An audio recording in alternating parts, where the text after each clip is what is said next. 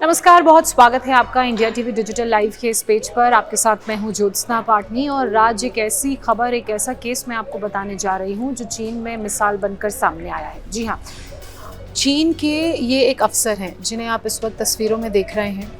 घूसखोरी के आरोप में इन्हें मौत की सज़ा दी गई है। अब कितने सालों से घूसखोरी कर रहे थे, कितने की घूसखोरी की, किन किन धाराओं के तहत इन पर इस पूरी कार्रवाई को अंजाम दिया गया, वो सब बताने से पहले मैं आपको बता दूं कि इनका नाम है यांग योलिन। 30 सालों से ये जिस पद पर कार्यरत थे, उस पद का दुरुपयोग करते हुए इन्होंने 3000 करोड़ की घूस ली। आप सोचिए, 3000 करोड़ की घूस 30 साल के उस वक्त के दौरान उन्होंने ली। 1993 से लेकर 2023 तक, जब तक वो अपने पद पर कार्यरत थे। और इनके ऊपर अलग अलग धाराओं के तहत केस लगे हैं।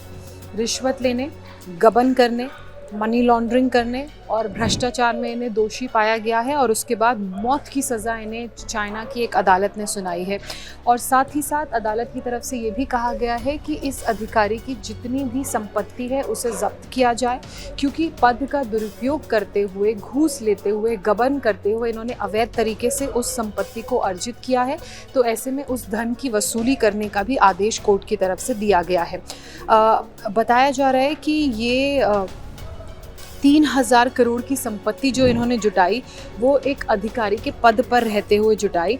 और ये चीन का जो पूर्वी तट है, पूर्वी इलाका है, जिंगयांसू प्रांत, वहाँ की राजधानी नानजांजिंग में आर्थिक विकास डिपार्टमेंट से ये जुड़े थे, आर्थिक विकास अधिकारी थे। 1993 यानी कि 1993 से इनकी घूसखोरी का जब पता लगा, तो जब पूरी रिसर्च की गई, जांच पड़ताल की गई, तो पता चला कि 1993 से 1993 से इन्होंने घूसखोरी करनी शुरू की। और उस दौरान इन्होंने अवैध तरीके से 2.21 अरब युआन, जो चाइना की करेंसी है, अगर आप इसे अमेरिकी करेंसी में समझें तो $325 मिलियन, और अगर इंडिया की करेंसी में और आसान शब्दों में आप समझना चाहते हैं तो 30 अरब रुपए, मतलब 3000 करोड़ रुपए की जो इन्होंने घूसखोरी है वो की थी। जिसमें जब इनके घर पे पड़ताल की गई, इस पूरे मामले में जांच आगे बढ़ी, तो इनके घर से कैश बरामद हुआ है, प्रॉपर्टीज़ का पता चला है, प्रॉपर्टीज़ के डॉक्यूमेंट्स का पता चला है, और अलग अलग तरीक़ों से जो उन्होंने कैश और काइंड और प्रॉपर्टीज़ के ज़रिए संपत्ति अर्जित की है, उसकी जानकारी मिली है। और इस बात को इन्होंने खुद कोर्ट में स्वीकार भी किया है। जब इन्हें कोर्ट में पेश किया गया यांग योलिंग को, तो इन्होंने इस बात को स्वीकार किया, और जब दोष पाए गए इन पर सारे सही, तो उसके बाद कोर्ट की तरफ से इन्हें फांसी की सज़ा सुनाई गई। सोचिए, 30 साल में करीब 3000 करोड़ की रिश्वत लेने वाले इस अधिकारी को नौकरी पूरे होने के बाद जब रिश्वत का खुलासा हुआ, तब सज़ा सुनाई गई।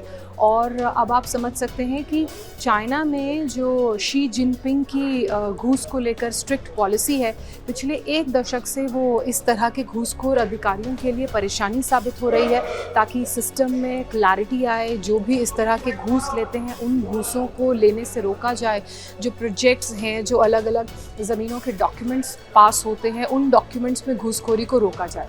अब आप जानना चाह रहे होंगे कि किस किस तरीके से इन्होंने इस पूरी घूसखोरी को अंजाम दिया, वो भी मैं आपको बता रही हूँ।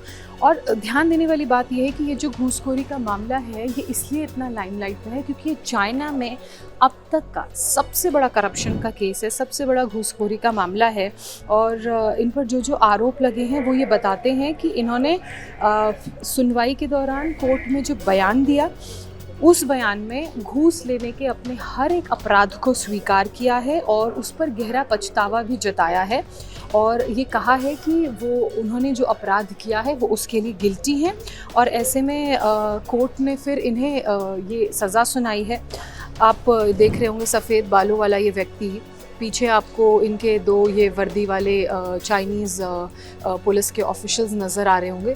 ये वही व्यक्ति है जिसने अलग अलग प्रोजेक्ट्स पास कराने की एवज में घूस ली, ज़मीनों से जुड़े डॉक्यूमेंट्स को पास कराने के लिए घूस ली, और बहुत सारे जो फंड्स हैं जो इनके कंट्रोल में थे, उनको रिलीज़ करने के लिए इन्होंने घूस ली। और घूस सिर्फ कैश में नहीं ली गई है, काइंड में भी ली गई है।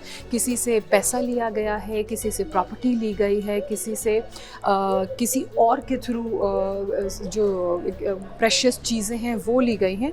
और उन सब चीज़ों को लेने की एक्सेप्टेंस इन्होंने खुद कोर्ट में दी और कोर्ट में बताया कि हाँ, मैंने इतनी घूस ली है। मार्च और अप्रैल में इसी साल के इस पूरे मामले में, इस पूरे केस में सुनवाई हुई और जो 2 अलग अलग दिन सुनवाई हुई वो सार्वजनिक तौर पर की गई थी, यानी कि उसमें आम लोगों को जाने की भी इजाज़त थी। और दोनों ही सुनवाई के दौरान 30 से ज़्यादा लोग कोर्ट में उस वक्त मौजूद थे जब इस अधिकारी ने घूस लेने की बात को स्वीकार किया था।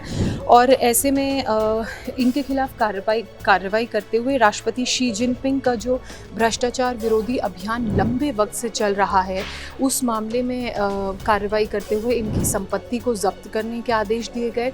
अवैध धन से जो भी इन्होंने अपने लिए प्रॉपर्टीज़ खरीदी थी या घर बनाए थे, उनको सीज़ करने के आदेश दिए गए हैं, क्योंकि खुद ये इस बात को कोर्ट में कबूल भी चुके हैं। और अगर शी जिनपिंग के भ्रष्टाचार विरोधी अभियान की हम बात करें तो ये कोई पहला मौका नहीं है जब इस तरह से किसी अधिकारी को भ्रष्टाचार में लिप्त पाया गया है, उसे फांसी की सज़ा सुनाई गई है या उस पर कार्रवाई की गई है।